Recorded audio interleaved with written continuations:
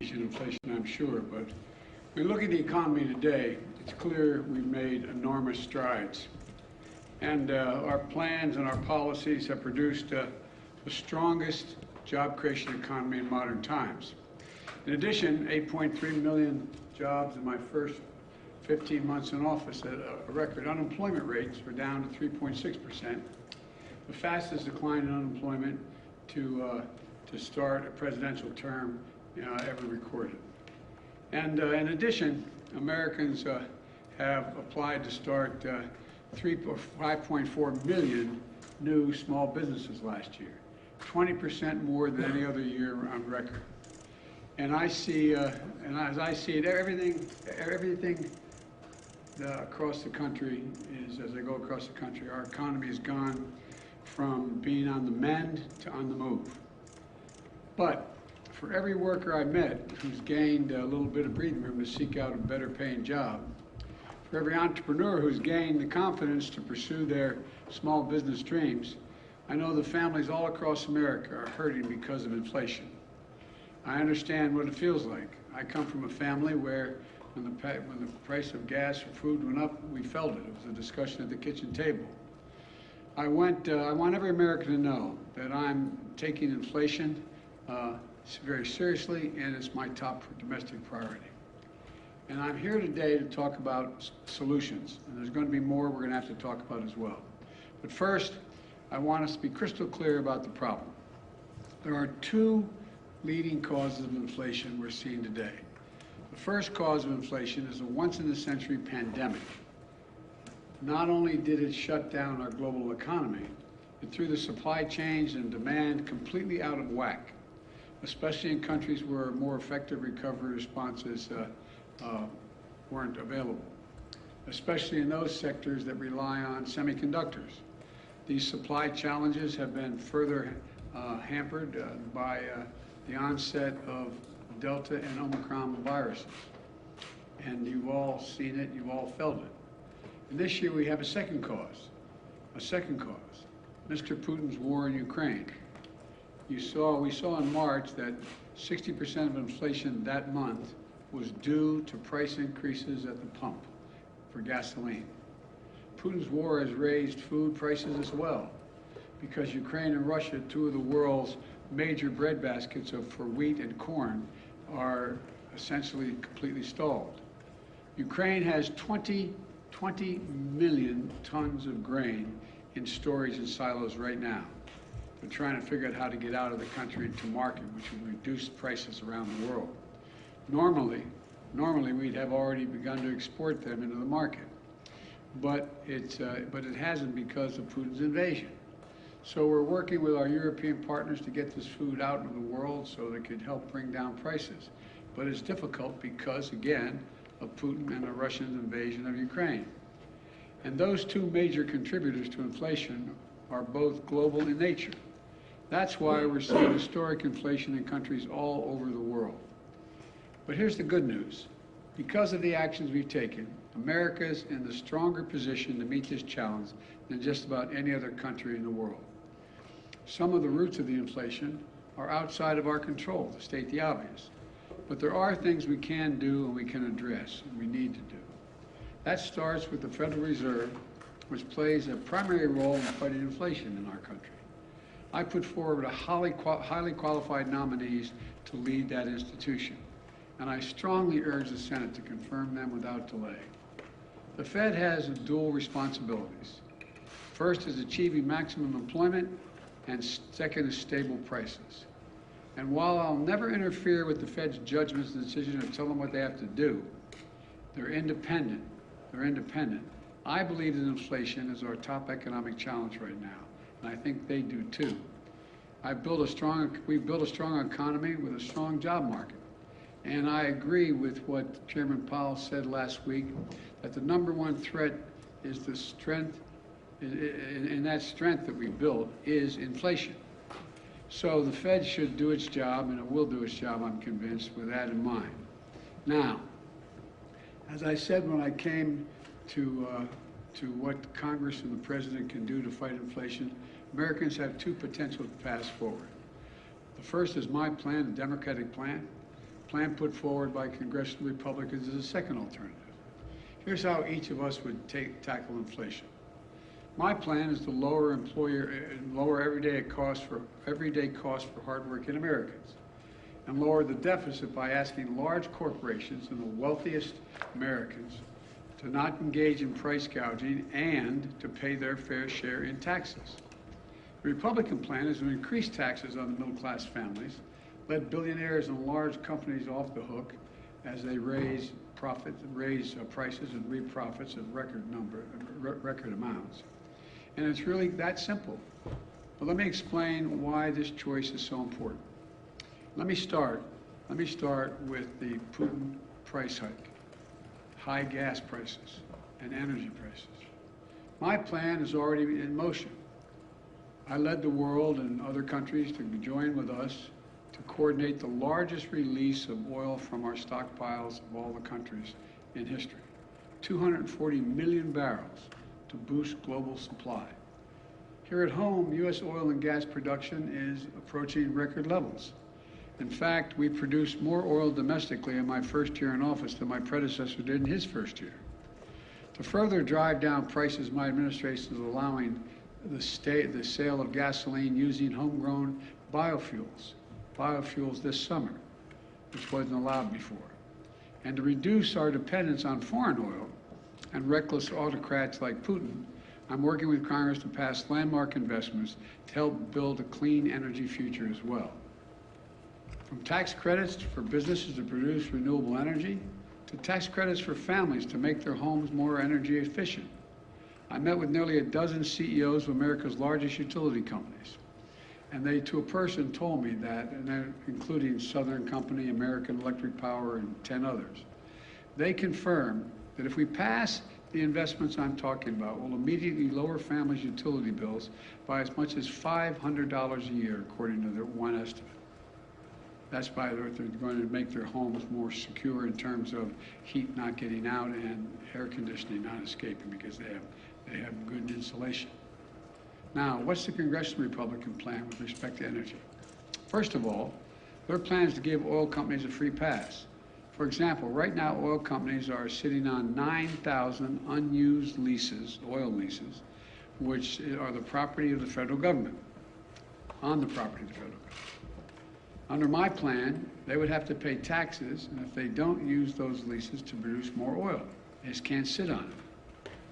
Unlike under the Republican plan, they'd be allowed to continue to sit on this land without producing while shipping record profits back to their investors. The fact is, the average cost of a barrel of oil has been steady for weeks. So why do gas prices keep going up so high? Republicans have offered plenty of blame, but not a single solution to actually bring down the energy prices. You know, we have no plan. They have no plan to bring down energy prices today. No plan to get us to a cleaner, energy independent future tomorrow. So in the future, American families are no longer subject to the whims of dictators halfway around the world. The next thing is, let's compare our plans when it comes to lowering everyday cost. My plan is to make concrete, common sense steps to bring down the biggest expenses that families are facing. Let's take drug prices. My plan will let Medicare negotiate prices for prescription drugs, like they do with the Department of with the military as it relates to what the administration is able to negotiate for prices for military. The cap, and I also call for a cap on the price of insulin, which 200,000 American children rely on because they have type 2 diabetes at $35 a month. It costs $10 to make the insulin. They make a significant profit instead of the average price of about $640 a month. Think of the difference it will make in millions of American families, like the family I met with in Virginia about 3 weeks ago, struggling every day, every single month to afford their son's insulin. On this and other issues, I've laid out specific proposals to Congress to bring down the cost of everyday cost all many American families face. And that's in addition to the work my administration has already done to lower prices. Another reason why prices are up for products people need relates to whether or not the manufacturer has access to all the materials they need to build a product. Think of the materials you need to build a house. If you can't get the materials from the ship to shore, from the shore to the home, the prices are going to go up. That's why we brought labor and industry together on the West Coast to improve operations at the ports, to speed up the transfer of products from abroad to shore, from shore to the location where they're going to be used, so that those products can move more quickly and cheaply. We haven't had enough truckers, for example, to deliver the lumber or other goods.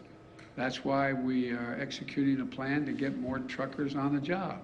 It reduces the time it takes to move the goods quickly. Another problem we face is in some industries, there isn't enough competition. And I've often said that capitalism without competition isn't capitalism, it's exploitation. So we're promoting competition for everything from internet services to meat processing. We basically have 4 meat processors in the whole country. They process the meat that goes into the hamburgers you buy. So they set the price. When there's no competition, they can set the price higher and higher. So we're helping smaller companies get into the game to compete and help bring down the overall prices. The bottom line is easing these bottlenecks and making our supply chains more secure is a major focus of my economic strategy. So things move more quickly. Prices go down, not up. You know, some parts of my plan I've been able to get done on my own. I mean, just without congressional approval. Some parts are being held up by Congress.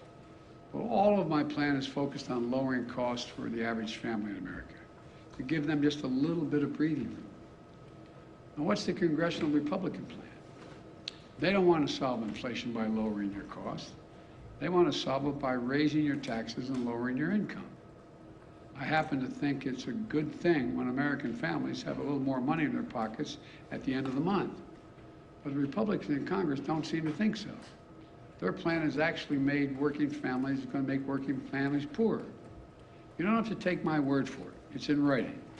They've made their intentions perfectly clear. Senator Rick Scott, of Wisconsin, a member of the Senate Republican leadership, laid it all out in a plan. It's the ultra-MAGA agenda.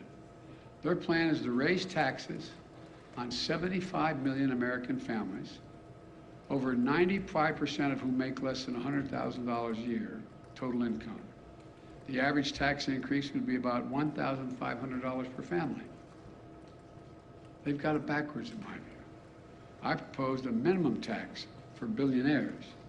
In recent years, the average billionaire has paid about 8% in federal taxes. Congressional Republicans have proposed increasing taxes on teachers and firefighters. 55% of the largest corporations paid net zero in federal taxes in 2020 on $40 million profits. It just isn't right. That's why I proposed a minimum tax for corporations. Their plan would also raise taxes on 82% of small business owners making less than $50,000 a year. But it would do nothing to help to hold big corporations and companies accountable. Think about it.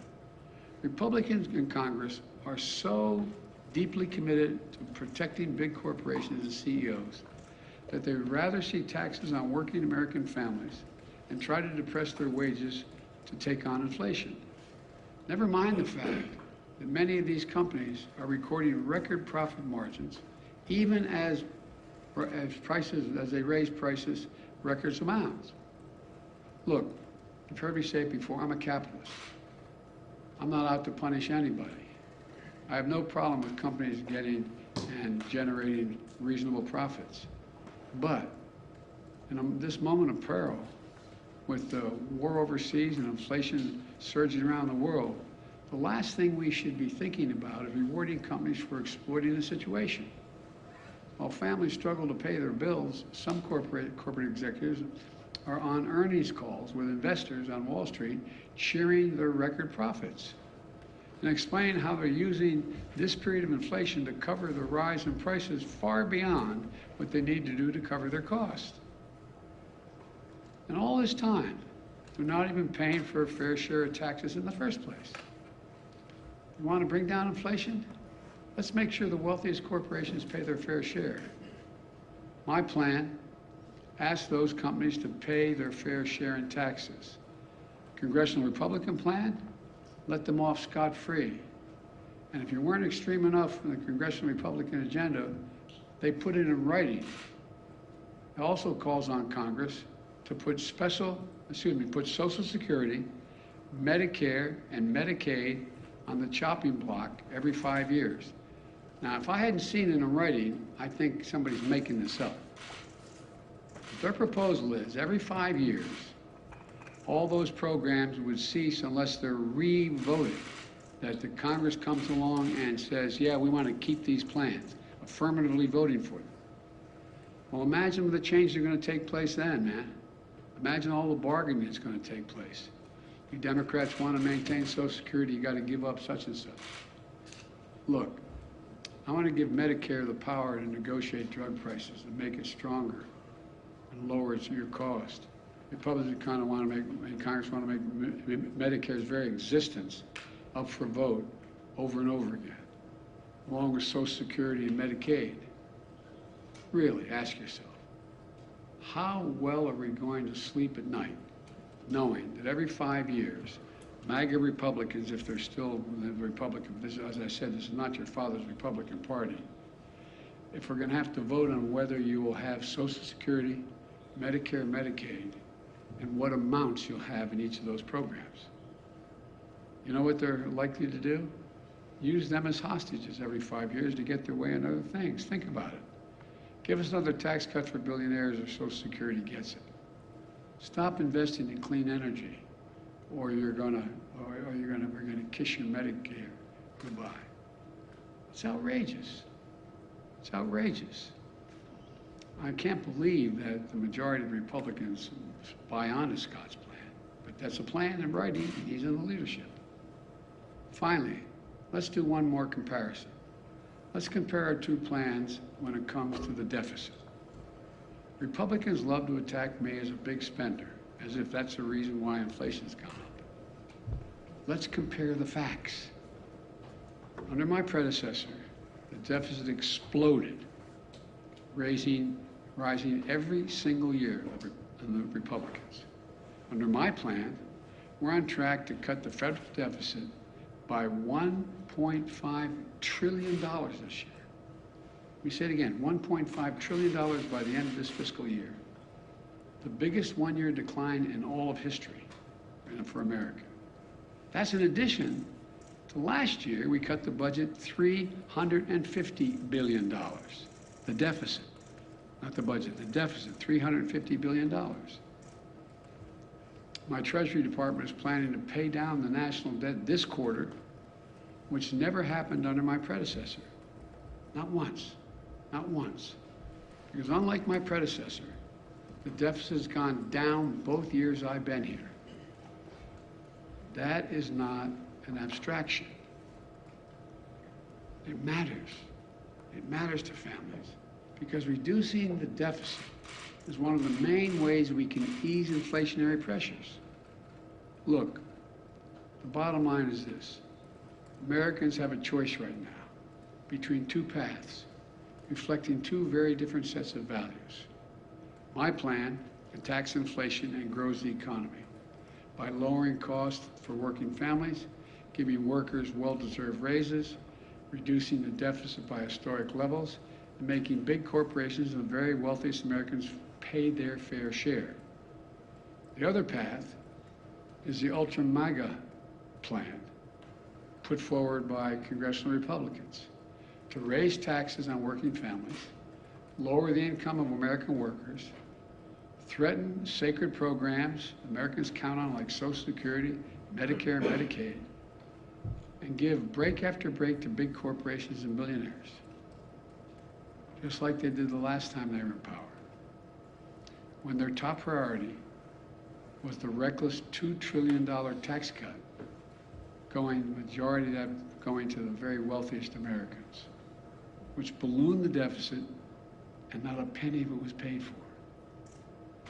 Look, I know you gotta be frustrated. I know. I can taste it. Frustrated by high prices, by gridlock in Congress, by the time it takes to get anything done. Believe me, I understand the frustration.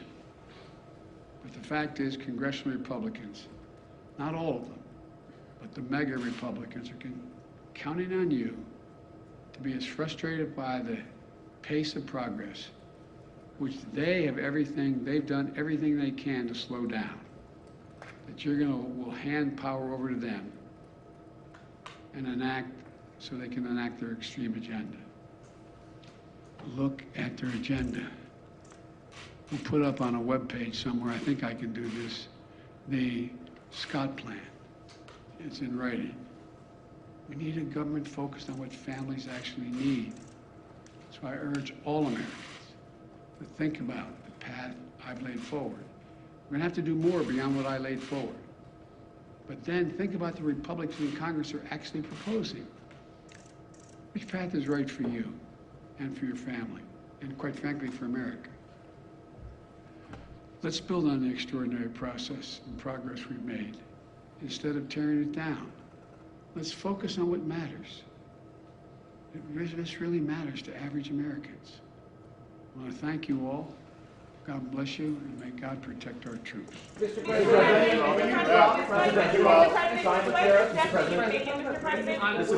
why do you... You're going to ask me about what I spoke about.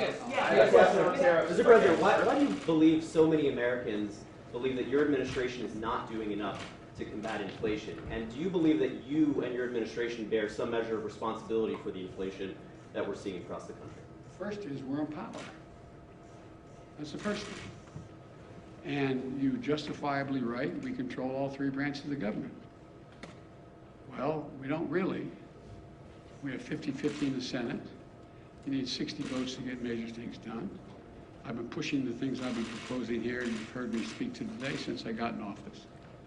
And I need to get 60 votes to be able to even pass them, number one.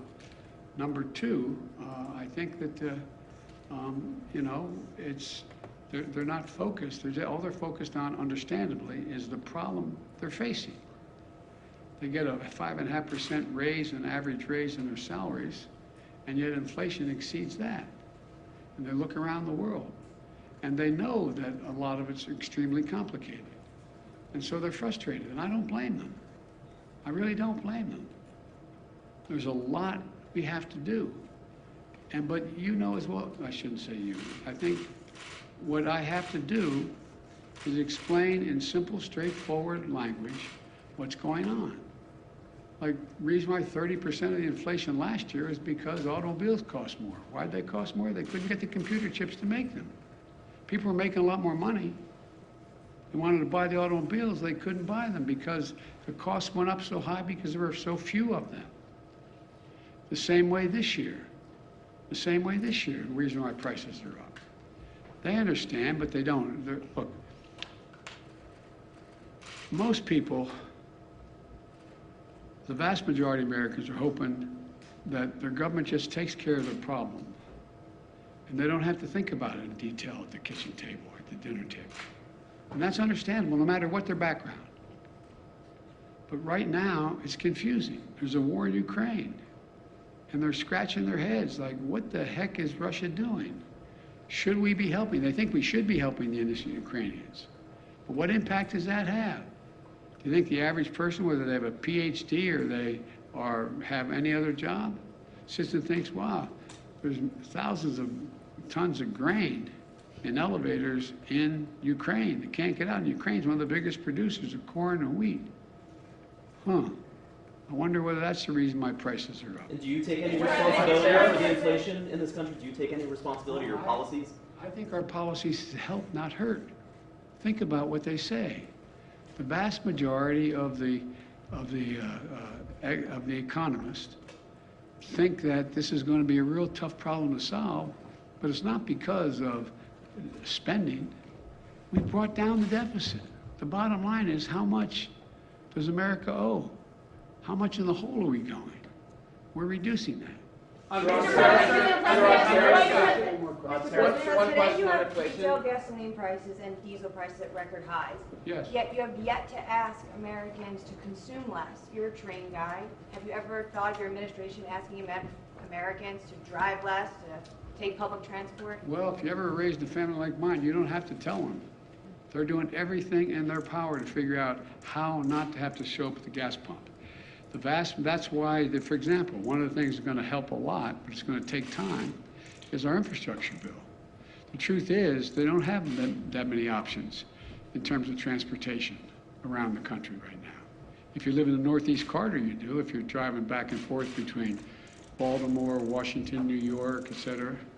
But you don't have many choices. You don't have a whole lot of choices to deal with other aspects of transportation in terms of local transportation.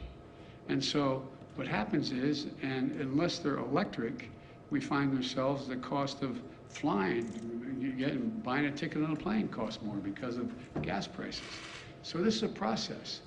But it's a process that I've been consistent about, wanting to lower prices and shift to renewable energy so we're not as dependent. I have conversations almost every day. Well, that's an exaggeration. At least twice a week with one of my European counterparts, heads of state, on how can we help them, in fact, wean themselves off of Russian oil because they're so totally dependent. So we're working like the devil to help them transition, because as long as Russia's able to make money selling oil, they're going to continue to be able to do the bad things they're doing. So there's a lot. It's really complicated. I'm not suggesting American people can't understand it. They understand it, but they have, they're working 8-10 hours a day just to put food on the table. And so I think what's happened is we have, in a sense, I never expected, let me say this carefully. I never expected the ultra MAGA Republicans who seem to control the Republican Party now to have been able to control the Republican Party. I never anticipated that happening. Mr. President, will you drop Trump's China tariffs? Mr. President, a year ago the administration was saying that inflation was transitory. That's obviously not the case now. How long do you think it will be until we see prices coming down? I'm not going to predict that. It ranges depending on which economists you're talking to by the end of this year, and some say it's going to increase next year. But there's others say by the end of this year you're going to see it come down, by the calendar year. I don't know, but I know what we have to do to make sure that we can bring it down. Mr. China President, tariffs? Will you drop Trump's do China you tariffs? support any restrictions on abortion, or what limits do you believe I'm there not should going be, to as respond to the anything Senate is because I speaking want about? the story to be about inflation. On China tariffs? You called out Mr. Rick Scott. President? You called out Rick Scott a little while ago in your remarks. Earlier today, anticipating your remarks, he said, and I'm just quoting here, that the best thing, most effective thing Joe Biden can do to solve the inflation crisis he created is resign. He's the problem.